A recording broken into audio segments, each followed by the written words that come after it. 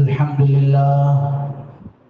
لله نحمده ونستعينه ونستغفره ونؤمن به ونتوكل عليه ونعوذ بالله من شرور أنفسنا ومن سيئات أعمالنا من يهده الله فلا مضل له ومن يضلله فلا هادي له ونشهد أن لا إله إلا الله وحده لا شريك له ونشهد أن سيدنا ومولانا محمدا عبده ورسوله صلى الله تعالى عليه وعلى آله وأصحابه وبارك وسلم تسليما كثيرا كثيرا. أما بعد فعن عمرو بن العاص رضي الله تعالى عنه سأل النبي صلى الله تعالى عليه وسلم أي الناس أحب إليك؟ قال عائشة. قلت من الرجال؟ قال أبوها، أو كما قال صلى الله تعالى عليه وسلم. نبی کریم صلی اللہ تعالیٰ علیہ وسلم کی ازدواجی زندگی سے متعلق کچھ باتیں گزشتہ ہفتے عرض کی گئی. اس میں حضرت خدیجہ الکبریٰ رضی اللہ تعالیٰ عنہ کی فضیلت اور ان کا مقام اور مرتبہ اور نبی کریم صلی اللہ تعالیٰ علیہ وسلم کو حضرت خدیجہ سے کس درجے محبت تھی اور حضرت خدیجہ کے تعلق والوں اور رشتہ داروں کے ساتھ نبی کریم صلی اللہ تعالیٰ علیہ وسلم کا کیسا سلوک تھا، یہ ساری باتیں گزشتہ ہفتے عرض کی گئی، جس میں آخر میں یہ بات آئی تھی کہ اپنی بیوی سے محبت کا اظہار کرنا اور اپنی بیوی کے بارے میں یہ اظہار کرنا کہ مجھے اس سے محبت ہے، یہ رسول اللہ صلی اللہ تعالیٰ علیہ وسلم کی سنت ہے. چنانچہ ابھی جو روایت پڑھی گئی اس میں اسی بات کو ذکر کیا گیا ہے. حضرت عمرو بن عاص رضی اللہ تعالیٰ عنہ نے نبی کریم صلی اللہ تعالیٰ علیہ وسلم سے پوچھا، لوگوں میں آپ کی نگاہ میں سب سے زیادہ محبوب کون ہے؟ حضور نے ارشاد فرمایا کہ عائشہ. پھر انہوں نے پوچھا کہ مردوں میں آپ کی نگاہ میں سب سے زیادہ پیارا کون ہے؟ ارشاد فرمایا کہ عائشہ کے والد، یعنی کون؟ حضرت ابو بکر رضی اللہ تعالیٰ. گویا عورتوں میں سب سے زیادہ آپ کو محبت کس سے ہے؟ حضرت عائشہ سے، جو آپ کی بیوی ہے. تو بیوی سے محبت سب سے زیادہ ہونا یہ رسول اللہ صلی اللہ علیہ وسلم کی کیا ہے؟ سنت ہے. اور دوسری بات، حضرت ابو بکر رضی اللہ تعالیٰ عنہ سے زیادہ محبت، کہ مردوں میں سب سے زیادہ محبت حضرت ابو بکر رضی اللہ تعالیٰ عنہ سے ہے. یہ اس لیے ہے کیونکہ حضرت ابو بکر صدیق رضی اللہ تعالیٰ عنہ آپ کے دوست رہے، جاہلیت میں بھی آپ کے دوست تھے، نبوت کے بعد بھی آپ کے دوست رہے، اور آپ کے ہر تقاضے پر نبی کریم صلی اللہ تعالیٰ علیہ وسلم کے ہر دعوت پر، ہر تقاضے پر حضرت ابوبکر صدیق پورے اترے ہیں. اپنی جان کی ہر چیز کی قربانی، مال کی پیش کی، حضور علیہ السلام کے لیے ایسا ساتھ دیا جیسا ساتھ کسی اور نے نہیں دیا. اس لیے حضرت ابوبکر رضی اللہ تعالیٰ عنہ سے سب سے زیادہ کیا تھی؟ حضور کو محبت تھی. معلوم ہوا کہ اللہ کے جو نیک بندے اور اللہ کے دین کی قربانی، اللہ کے دین کے لیے قربانی کرنے والے اور اللہ والوں سے جن کے تعلقات ہوتے ہیں اور اللہ والے جو لوگ ہوتے ہیں ان سے محبت کرنا، یہ نبی کریم صلی اللہ تعالیٰ علیہ وسلم کا طریقہ ہے اور آپ کے صحابہ کا بھی طریقہ ہے. اسی طریقے سے نبی کریم صلی اللہ تعالیٰ علیہ وسلم اپنی بیویوں کے ساتھ جو ہے اس طرح رہا کرتے تھے کہ جب گھر سے نکلنے کا موقع ہوتا تو آپ علیہ السلام اپنی بیوی کو بوسہ دے کر نکلا کرتے تھے. تو بیوی کو بوسہ دے کر نکلنا یہ بھی حضور کی کیا ہے؟ سنت ہے. حضرت عروہ جو حضرت عائشہ کے بھانجے ہیں نقل کرتے ہیں کہ نبی کریم صلی اللہ تعالیٰ علیہ وسلم نے اپنی کسی بیوی کو نماز کے لیے نکلنے سے پہلے بوسہ دیا، پھر آپ نماز کے لیے چلے گئے۔ حضرت عروہ نے حضرت عائشہ سے پوچھا وہ کسی بیوی کو آپ جو کہہ رہے ہیں کہ حضور نے نماز کے لیے جانے سے پہلے بوسہ دیا وہ کون تھی؟ آپ ہی تھی کیا؟ تو حضرت عائشہ اس پر ہنسنے لگی۔ گویا حضرت عائشہ نے اپنے ہی واقعے کو کسی بیوی کے عنوان سے پیش کیا کہ کسی بیوی کو آپ نے نماز کے لیے جانے سے پہلے بوسہ دیا۔ تو یہ معلوم ہوا کہ حضور علیہ السلام اپنے گھر سے نکلتے تھے تو بیوی کو بوسہ دے کر نکلتے تھے۔ یہاں تک کہ روزے کی حالت میں بھی نبی کریم صلی اللہ تعالیٰ علیہ وسلم اپنی بیویوں کو بوسہ دیا کرتے تھے۔ حضرت عائشہ فرماتی ہیں نبی کریم صلی اللہ تعالیٰ علیہ وسلم روزے کی حالت میں بوسہ دیا کرتے تھے، لیکن حضور کا معاملہ الگ ہے اور ہمارا آپ کا معاملہ الگ ہے۔ وَكَانَ أَمْلَكَكُمْ لِإِرْبِهِ، حضرت رسول کریم صلی اللہ تعالیٰ علیہ وسلم کا معاملہ تو یہ ہے، حضرت عائشہ کہتی ہے کہ آپ اپنی خواہش پر سب سے زیادہ قابو پانے والے تھے، خواہش کے اوپر آپ سب سے زیادہ قابو پانے والے تھے، یعنی خواہش ابری تو اس کو پورا کر دیا، روزے کی حالت میں ہے بوسہ لیا، بوسے کے آگے اگر تقاضا پیدا ہو رہا ہے تو آگے بڑھ کر جو ہے، حالانکہ رمضان کے روزے کے اندر صحبت کرنا کیا ہے؟ بیوی سے حرام ہے، منع ہے، تو آپ علیہ السلام اس طرح اپنی خواہش سے آگے بڑھنے والے نہیں تھے، اس لیے حضور کا بوسہ دینا یہ اپنی جگہ پر کیسا ہے؟ برابر ہے۔ سمجھ میں آیا کہ ہم میں سے اگر کسی کو بوسے کی وجہ سے اگلا معاملہ پیش آ سکتا ہے تو اس کے لیے بوسہ بھی مسنون نہیں ہوگا روزے کی حالت میں۔ بہرحال آپ علیہ السلام روزے کی حالت میں بھی بیویوں کو بوسہ دیا کرتے تھے۔ اسی طریقے سے نبی کریم صلی اللہ تعالیٰ علیہ وسلم کا بیویوں کے ساتھ ایک معاملہ یہ ہے کہ آپ کی بیویاں کوئی چیز کھاتے وقت یا پیتے وقت جس جگہ پر منہ رکھ کر کھاتی یا پیتی تھی اسی جگہ سے آپ صلی اللہ علیہ وسلم کھاتے یا پیا کرتے تھے۔ حضرت عائشہ فرماتی ہیں میں حیض کی حالت میں ہوتی اور میں کسی برتن سے کوئی چیز پیتی، پھر اسی برتن کو میں نبی کریم صلی اللہ تعالیٰ علیہ وسلم کی خدمت میں پیش کرتی تو آپ علیہ السلام اپنا منہ مبارک اسی جگہ پر رکھ کر پیتے تھے جہاں سے میں نے پیا ہوتا تھا۔ گویا بیوی کے جھوٹے کو آپ جھوٹا نہیں سمجھتے تھے، بلکہ بیوی کے جھوٹی جگہ کو آپ منہ لگا کر پیا کرتے تھے، محبت کا اظہار اس طرح فرمایا کرتے تھے۔ اور حضرت عائشہ فرماتی کسی وہ ہڈی کو جس سے گوشت نوچ کر منہ سے کھاتے ہیں، بعض ہڈیاں وہ ہوتی ہیں جس کا گوشت جو ہے منہ سے نوچ کر کھایا جاتا ہے، تو کسی ایسی ہڈی کو میں حیض کی حالت میں ہونے کے باوجود اس ہڈی سے میں نے خود نے گوشت نوچا ہے، پھر میں اسی کو حضور علیہ السلام کو پیش کرتی تو حضور علیہ السلام اسی سے اپنا منہ لگا کر جہاں میں نے منہ لگایا ہے گوشت نوچا کرتے تھے۔ گویا آپ علیہ السلام اپنی بیوی کے اس طرح منہ لگی ہوئی جگہ کو ناپسند نہیں کرتے تھے۔ سمجھ میں آیا کہ نہیں؟ اس طرح رسول اللہ صلی اللہ تعالی وسلم اپنی بیویوں کے ساتھ اظہار محبت کیا کرتے تھے۔ ایک حدیث میں ہے نبی کریم صلی اللہ تعالی علیہ وسلم اپنا منہ پینے کی جگہ پر اسی جگہ رکھتے جہاں سے میں پیتی اور میرا بچا ہوا بھی آپ علیہ السلام پیا کرتے تھے۔ گلاس میں پانی پینے کے بعد پانی بچتا ہے، کبھی دودھ بچتا ہے، کوئی چیز پینے کی بچ گئی تو اس بچی ہوئی چیز کو بھی حضور علیہ السلام کیا کرتے تھے؟ پیتے تھے۔ تو یہ غایت درجے محبت کی بات ہے، ہمیں چاہیے کہ ہم بھی اسی طرح اپنی بیویوں کے ساتھ جو ہے اظہار محبت کریں۔ یہاں جن کی کتاب میں نے سامنے کھول کر رکھی ہے وہ فرماتے ہیں کہ رسول اللہ صلی اللہ علیہ وسلم کی بیویوں کے ساتھ محبت کا یہ کتنا بہترین جو ہے آپ کی زندگی کا ایک طریقہ تھا۔ کیا ایسا طریقہ اپنانے کے بعد کوئی بیوی اپنے شوہر کے لیے نافرمان بن سکتی ہے؟ نہیں بن سکتی۔ ضرورت ہے کہ وہ طریقے ہمیشہ باقی رکھے جائیں جن سے زندگی کی شروعات ہوتی ہے، جن سے زندگی کی شروعات ہوتی ہے۔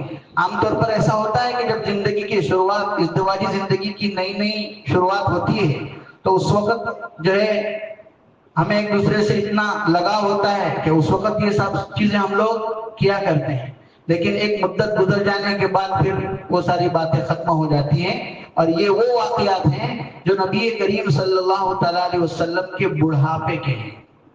کب کے ہیں؟ بڑھاپے کے۔ مانا مطلب یہ ہوا کہ یہ ساری باتیں بڑھاپے کے حالت میں بھی بیویوں کے ساتھ کیا رہنی چاہیے؟ باقی رہنی چاہیے۔ ابتدا میں تو جب خواہشات ابھری ہوئی ہوتی ہیں تو اس وقت تو سب کچھ ہم لوگ کر لیں گے، اور آخر زمانے میں پھر نہ بیوی سے کوئی واسطہ ہے، نہ شوہر کا بیوی سے تعلق ہے، نہ بیوی کا شوہر سے کوئی تعلق ہے۔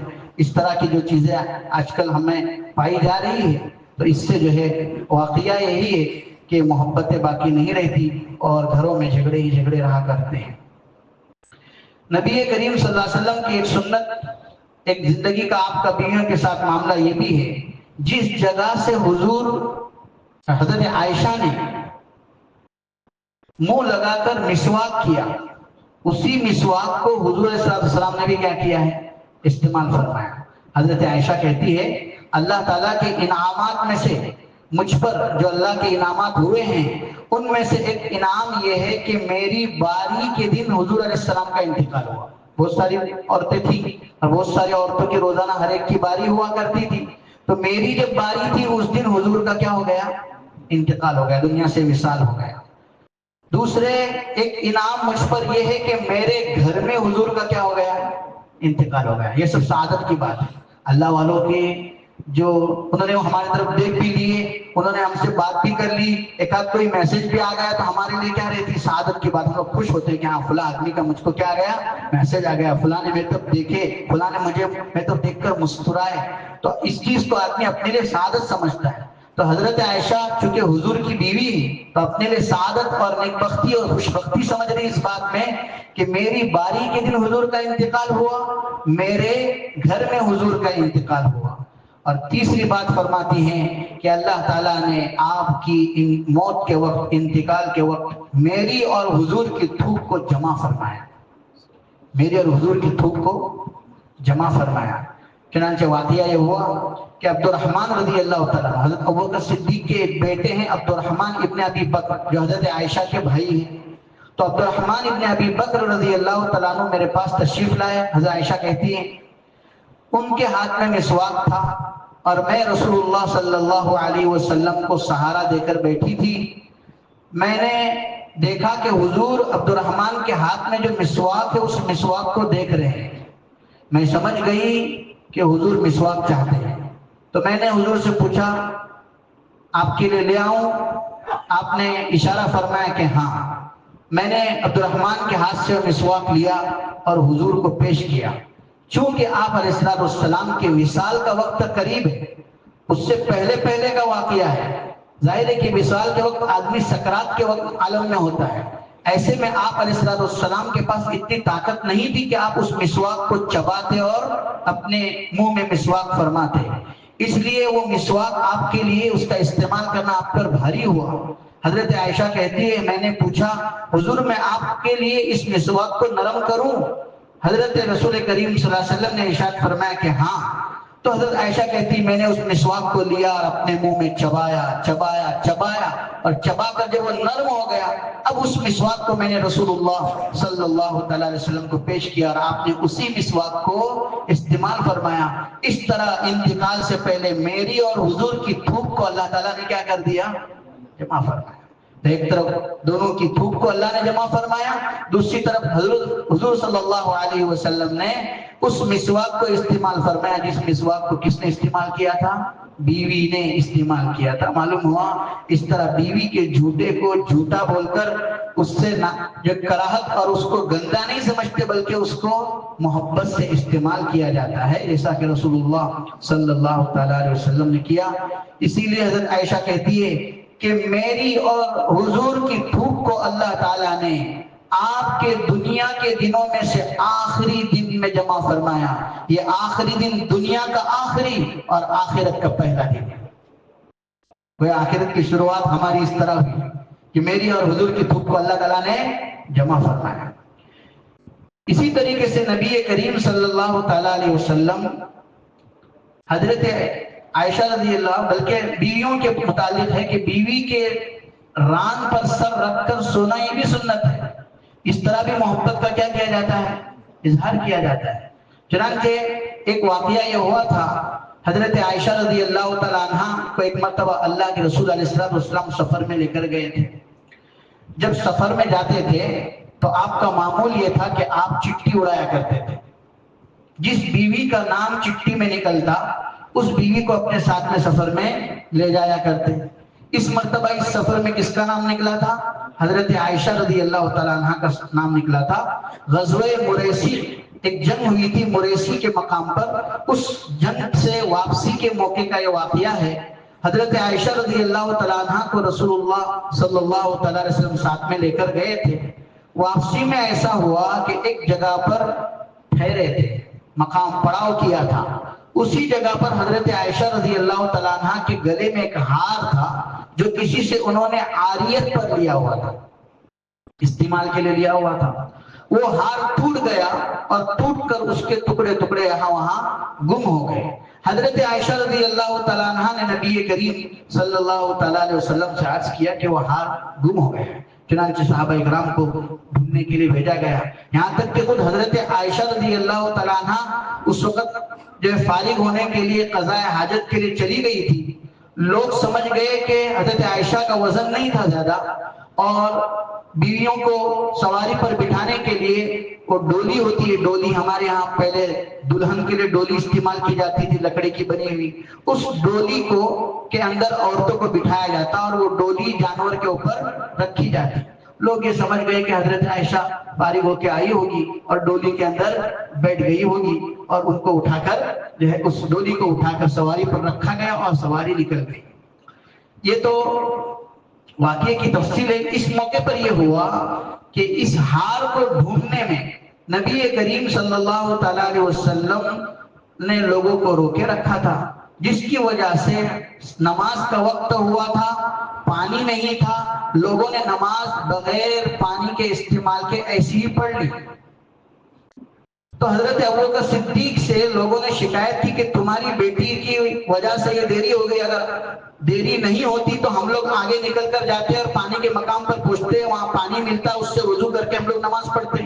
اس کی وجہ سے آج ہم پانی کی جگہ پر پہنچ نہیں پائے اور جو ہے ہمیں وضو کرنے کے لیے پانی نصیب نہیں ہوا۔ جب حضرت ابوبکر صدیق کو یہ کہا تو حضرت ابوبکر صدیق آئے حضرت عائشہ رضی اللہ تعالیٰ عنہ کے پاس۔ اس وقت رسول اللہ صلی اللہ تعالیٰ علیہ وسلم کا سر مبارک حضرت عائشہ کی ران پر تھا، حضرت عائشہ کی ران پر سر مبارک تھا۔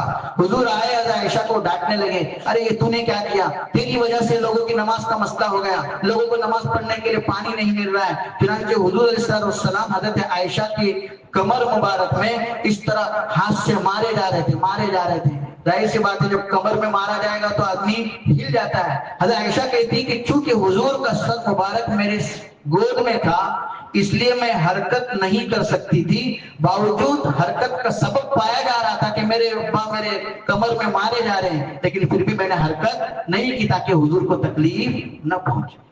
تو یہ واقعہ اس لیے ذکر کیا گیا کہ اس موقع پر حضرت عائشہ کی گود میں کس کا سر ہے؟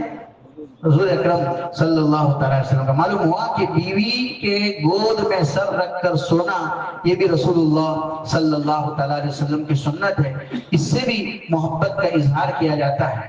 نبی کریم صلی اللہ تعالیٰ علیہ وسلم کا یہ ایک معاملہ حضرت عائشہ فرماتی ہیں کہ آپ میری گود میں ٹیک لگا کر سوتے تھے اس حالت میں کہ میں حیض سے ہوتی، پھر آپ اسی حالت میں قرآن بھی پڑھتے تھے۔ یہود کے جو لوگ تھے، یہودی لوگ حیض کی حالت میں عورتوں کو اپنے سے قریب نہیں کرتے تھے، بلکہ جب کسی عورت کو حیض آتا تو اس کو اپنے سے دور کر دیتے، اس کا گھر، اس کا کھانا، اس کا سب کچھ الگ کر دیتے، اتنی نفرت اس سے کیا کرتے تھے۔ نبی کریم صلی اللہ تعالیٰ علیہ وسلم نے ہمیں یہ سکھایا کہ حیض ایک عارضی اور اللہ کی طرف سے تخلیقی معاملہ ہے، اللہ کی طرف سے اس کی فطرت میں یہ چیز رکھی ہوئی ہے، اس کی وجہ سے کوئی عورت کی ذات ناپاک نہیں ہوتی۔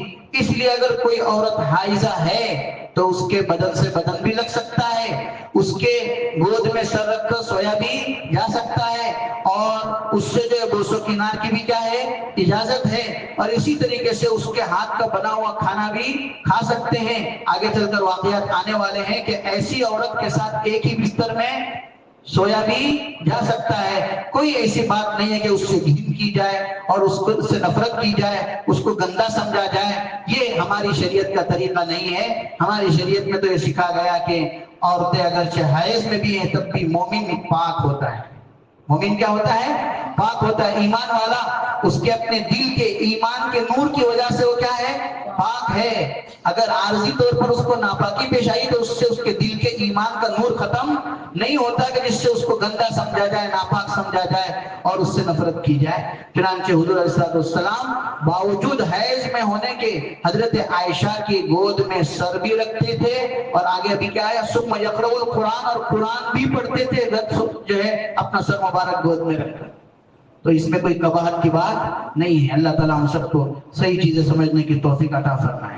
نبی کریم صلی اللہ تعالیٰ علیہ وسلم کا ایک معاملہ تو یہ تھا کہ حیض کی حالت میں ہوتے ہوئے ایک ہی لحاف میں، ایک ہی چادر میں بیوی کے ساتھ سویا کرتے تھے۔ حضرت ام سلمہ رضی اللہ تعالیٰ عنہ فرماتی ہے، میں نبی کریم صلی اللہ تعالیٰ علیہ وسلم کے ساتھ ایک ہی چادر میں لیٹی ہوئی تھی، اچانک مجھ کو حیض شروع ہوا، ناپاکی مجھے شروع ہو گئی۔ جب ناپاکی شروع ہوئی تو ابتدا میں ناپاکی کا زور ہوتا ہے تو اس سے کپڑے بہت جلد زیادہ خراب ہو جاتے ہیں۔ تو حضرت ام سلمہ کہتی ہے کہ میں اپنے کپڑوں کو پکڑ کر وہاں سے اٹھ کر چلی گئی، تو حضور نے پوچھا کیا تم کو ناپاکی پیش آئی ہے؟ میں نے کہا جی ہاں۔ حضور نے مجھ کو بلایا اور مجھے اس حالت میں بھی اپنے چادر مبارک میں سلایا۔ یہ دلیل ہے اس بات کی کہ باوجود ناپاک ہونے کی بھی کوئی عورت اپنے شوہر کے ساتھ کیا کر سکتی ہے؟ سو سکتی ہے۔ اس میں کوئی گندی بات نہیں ہے، بلکہ یہ حضور کا طریقہ ہے، اس لیے اچھی بات ہے۔ حضور کا طریقہ ہے اس لیے کیا ہے؟ اچھی بات ہے۔ چنانچہ نبی کریم صلی اللہ علیہ وسلم نے مجھ کو اپنی چادر میں سلایا۔ اسی طریقے سے اب قرآن کریم جو لوگ پڑھتے ہیں یا سنتے ہیں یا کسی نے سنا بھی ہوگا، قرآن کریم میں آیا ہے فَاعْتَزِلُوا النِّسَاءَ فِي الْمَحِيضِ، فَاعْتَزِلُوا النِّسَاءَ فِي الْمَحِيضِ، کہ حیض کی حالت میں عورتوں سے جدا رہو، عورتوں سے دور رہو، عورتوں کے قریب مت جاؤ۔ يَسْأَلُونَكَ عَنِ الْمَحِيضِ قُلْ هُوَ أَذًى فَاعْتَزِلُوا النِّسَاءَ فِي الْمَحِيضِ۔ لوگ آپ سے پوچھتے ہیں کہ حیضہ کے بارے میں کیا مسئلہ ہے، ان کو بتاؤ کہ یہ حیض ایک گندگی ہے، اس کی وجہ سے عورتوں سے کیا رہو؟ دور رہو۔ اب یہاں اللہ تعالیٰ فرما رہا ہے کہ عورتوں سے حیض کی حالت میں دور رہو، اور یہاں حضور علیہ السلام کے قصے آ رہے ہیں کہ حضور ایک ہی چادر میں حائضہ عورت کے ساتھ سو رہے ہیں، حائضہ بیوی کے ران پر سر رکھ رہے ہیں اور حائضہ بیوی کے کو جو ہے بوسہ دے رہے ہیں۔ یہ سب روایتوں میں ثابت ہے۔ تو یہ کیسا ہو گیا کہ ایک طرف کہا جا رہا ہے کہ حیض کی حالت میں عورتوں سے دور رہو، دوسری طرف حضور سب کچھ ایک جو ہے حیض کی حالت میں سونا بھی ہو رہا ہے، باتیں بھی ہو رہی ہیں، ان کے ہاتھ کا کھانا بھی ہو رہا ہے، ان کے ساتھ میں جو ہے ایک ہی چادر میں لیٹنا بھی ہو رہا ہے۔ تو اس کا مطلب یہ ہے کہ دور رہنے کا مطلب ان سے صحبت نہ کرو۔ دور رہنے کا مطلب کیا ہے؟ حیض کی حالت میں عورتوں سے صحبت نہ کرو، یعنی ابھی وہ اس حالت میں نہیں ہے کہ ان سے کیا کی جائے؟ صحبت کی جائے، اس لیے صحبت سے ان سے اپنے آپ کو دور رکھنا ہے۔ باقی اس کے علاوہ ان کے ساتھ لیٹنا، ان کے ساتھ کھانا پینا، ان کے ہاتھ کا بنا ہوا کھانا، ان کا جھوٹا کھانا، یہ سب چیزیں اپنی جگہ حیض کی حالت میں بھی ویسے ہی کی جانا سنت ہے جیسے باقی کی حالت میں یہ سب چیزیں کرنا سنت ہے۔ اللہ تعالیٰ ہم سب کو اس کی سمجھ عطا فرمائے۔ حضرت میمونہ بنت حارث ام المؤمنین ہیں، نبی کریم صلی اللہ تعالیٰ علیہ وسلم کی بیوی ہیں۔ ارشاد فرماتی ہیں رسول اللہ صلی اللہ تعالیٰ علیہ وسلم میرے ساتھ لیٹے ہوتے تھے درحال ہے کہ میں حیض میں ہوتی، میرے ساتھ لیٹے ہوتے تھے۔ ان کی جو تعبیر ہے اس کا ترجمہ یہ ہے کہ میرے ساتھ لیٹے ہوتے تھے، مطلب یہ ہوا ایک بار کی بات نہیں ہے، کئی مرتبہ ایسا ہوا کہ حیض کی حالت میں حضور میرے ساتھ سوئے رہے ہیں، وانا حائض، اور میں حیض کی حالت میں تھی، وہ بینی و بینہ ثوب، اور میرے اور آپ کے درمیان ایک کپڑا حائل تھا، یعنی آپ اپنے کپڑے میں تھے، میں اپنے کپڑے میں تھی۔ اسی طریقے سے بعض مرتبہ یہ حضرت میمونہ کا واقعہ، اسی طرح حضرت عائشہ کا واقعہ، مختلف بیویوں کے مختلف واقعات اس پر دلالت کرتے ہیں کہ اس طرح حیض کی حالت میں عورتوں کے ساتھ جو ہے معاشرت رکھی جا سکتی ہے، ان کے ساتھ اٹھنا بیٹھنا، ان کے ساتھ کھانا پینا، یہ سب کچھ رکھنا نبی کریم صلی اللہ تعالیٰ علیہ وسلم کی سنت ہے۔ آج تو ہمارا حال یہ ہے، صاحب کتاب لکھتے ہیں کہ جب کوئی عورت حیض کی حالت میں چلی جاتی ہے تو مرد اس کو بستر سے الگ کر دیتا ہے، اس سے الگ ہو جاتا ہے، یہاں تک کہ حیض کی وجہ سے بہت سی عورتوں کو ڈپریشن پیش آتا ہے، وہ نفسیاتی طور پر بہت سارے مرض کا شکار ہو جاتی ہے۔ پھر اس میں جب شوہر اس کو اس سے دور، اپنے سے دور کر دیتا ہے، اپنے سے الگ کر دیتا ہے، تو اور بھی زیادہ اس کی تکلیف میں اضافہ ہو جاتا ہے۔ جب حیض ہی کی وجہ سے کسی عورت کو نفسیاتی طور پر بہت ساری پریشانیاں پیش آتی ہے تو اس کو ابھی ضرورت ہے کہ اس کے ساتھ شوہر قریب رہے، اس سے بات چیت کرے، اس کے ہاتھ کا بنایا ہوا کھائے، اس سے گھن نہ کرے، اس کے ساتھ ایک ہی بستر میں لیٹے، اس کی ضرورت ہے۔ جب اس طرح شوہر اس کے ساتھ معاملہ کرے گا تو نتیجہ یہ ہوگا کہ اس کی جو ڈپریشن اور جو نفسیاتی طور پر جس امراض میں مبتلا ہے وہ اس کی بیماریاں کیا ہو جائے گی؟ کم ہو جائیں گی یا ختم ہو جائیں گی۔ اللہ تعالی ہم سب کو ان باتوں کو سمجھنے اور اس پر عمل کرنے کے توفیق عطا فرمائے۔ وآخر دعوانا الحمدللہ رب العالمین۔